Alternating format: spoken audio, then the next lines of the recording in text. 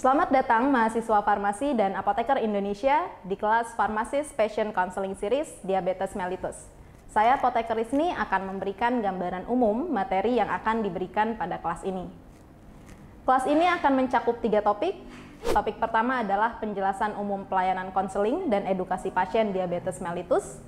Kemudian dilanjutkan dengan topik kedua, yaitu konseling obat diabetes mellitus menggunakan obat per oral. Dan topik ketiga yaitu konseling obat diabetes mellitus menggunakan obat injeksi. Dalam video ini saya akan menjelaskan topik pertama mengenai penjelasan umum konseling pasien diabetes mellitus. Menurut Peraturan Menteri Kesehatan Nomor 72 Tahun 2016, konseling obat adalah suatu aktivitas pemberian nasihat atau saran terkait terapi obat dari apoteker sebagai konselor kepada pasien dan atau keluarganya.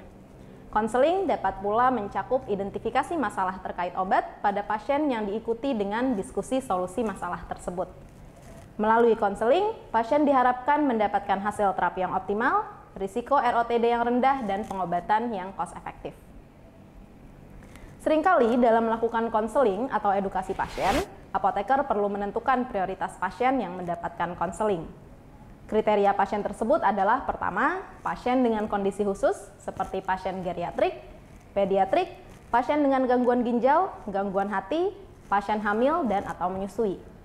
Selanjutnya, pasien dengan penyakit kronis seperti pasien yang menderita diabetes mellitus sehingga memerlukan pengobatan jangka panjang. Kemudian, pasien yang mendapatkan alat khusus, misalnya pada pasien DM yang membutuhkan injeksi. Penggunaan obat akan membutuhkan penjelasan khusus agar obat dapat bekerja secara efektif.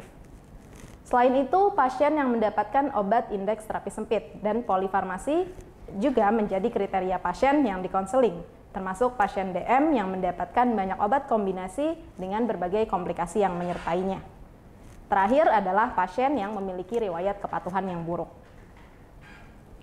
Dalam melakukan konseling, terdapat 2 model yang umum dikenal, yaitu medical model dan helping model. Saat ini, helping model lebih dipilih karena model ini memberikan kesempatan pada pasien untuk terlibat secara aktif dalam proses konseling. Misalnya, pasien dapat memilih cara pemecahan masalah terkait obat yang sesuai dengan kebutuhan dan kenyamanan pasien. Helping model juga menciptakan hubungan yang setara antara pasien dan apoteker. Secara umum, pemberian konseling yang baik meliputi tahapan yang sistematis agar identifikasi masalah atau pemberian informasi menjadi tepat sasaran dan sesuai dengan kebutuhan pasien. Tahapan pemberian konseling yaitu pembukaan, penggalian informasi, pemberian informasi obat, memastikan pemahaman pasien, dan penutup. Mari kita bahas satu persatu. Sebagai konselor, tentunya apoteker perlu memperkenalkan dirinya. Perkenalan ini penting sebagai langkah awal kita dalam membangun hubungan dengan pasien. Apoteker selanjutnya mengkonfirmasi apakah lawan bicaranya adalah pasien yang akan menggunakan obat atau keluarga kerabat pasien. Jangan lupa untuk meminta kesediaan waktu, terlebih ketika pasien terlihat terburu-buru. Kita bisa memberikan time frame atau durasi waktu konseling agar pasien mendapatkan gambaran berapa lama konseling akan berlangsung. Tahap selanjutnya adalah penggalian informasi. Tahapan ini penting untuk menentukan informasi apa yang akan kita berikan dan apakah ada masalah terkait obat yang membutuhkan konfirmasi dari tenaga kesehatan lain.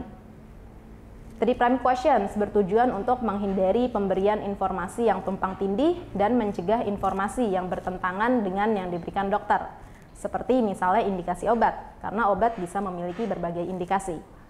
3 prime questions terdiri dari pertama, apa yang dokter katakan tentang fungsi obat ini, kedua, bagaimana penjelasan dokter tentang cara minum obat ini, dan ketiga, apa yang dokter jelaskan tentang harapan setelah minum obat ini. Selanjutnya, apoteker dapat menggali informasi mengenai gejala yang dirasakan pasien, riwayat alergi, riwayat pengobatan, serta penyakit lain yang dialami pasien. Informasi ini dapat digunakan apoteker misalnya untuk mengidentifikasi apakah ada potensi interaksi obat dari pengobatan rutin pasien, identifikasi duplikasi obat, atau memastikan obat yang akan diberikan tidak menimbulkan alergi.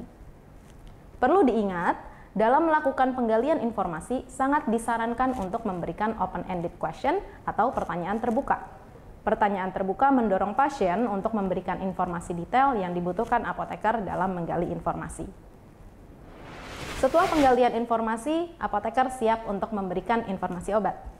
Informasi yang perlu disampaikan diantaranya adalah indikasi dan aturan penggunaan obat, potensi efek samping dan cara mengatasinya, interaksi obat, cara penyimpanan, dan terapi non-farmakologi. Informasi yang dapat diberikan pada pasien diabetes mellitus diantaranya adalah pertama, kita bisa memberikan informasi indikasi obat dan cara penggunaannya, misal pada saat perut kosong atau saat makan. Kedua, memberikan informasi potensi ROTD yang dapat terjadi berikut tanda dan gejala serta cara mengatasinya. Misalnya, risiko hipoglikemia yang ditandai dengan lemas dan keringat berlebih. Maka apoteker dapat menyarankan pasien untuk mengonsumsi makanan tinggi gula seperti permen. Ketiga, kita memastikan pasien mengetahui jadwal penggunaan obat yang tepat, khususnya jika pasien menerima kombinasi antidiabetes. Selanjutnya, memastikan pasien menggunakan injeksi insulin dengan tepat dari mulai dosis, lokasi penyuntikan, cara penyuntikan, penyimpanan, dan pembuangan. Mendorong pasien untuk mengatur pola makan yang sesuai, seperti mengurangi konsumsi gula. Dan juga kita bisa merekomendasikan pemeriksaan kadar glukosa darah rutin bagi pasien prediabetes dan diabetes untuk mengantisipasi progres penyakit. Setelah pemberian informasi, apoteker harus memastikan bahwa pasien telah memahami informasi yang diberikan. Apoteker dapat melakukan metode teach back dan show me, misalnya dengan mengatakan, kita sudah banyak berdiskusi hari ini. Untuk memastikan saya tidak melewatkan informasi penting, mari kita mengulang informasi penting bersama-sama. Bisakah Anda sebutkan kapan Anda minum obat metformin? Konseling selanjutnya dapat diakhiri dengan memberikan kesimpulan secara singkat dan memberikan kontak yang dapat dihubungi jika pasien memiliki pertanyaan lebih lanjut. Baiklah, sekian penjelasan dari saya. Materi selanjutnya dapat dilihat di topik 2, yaitu konseling pasien DM yang menggunakan obat per oral.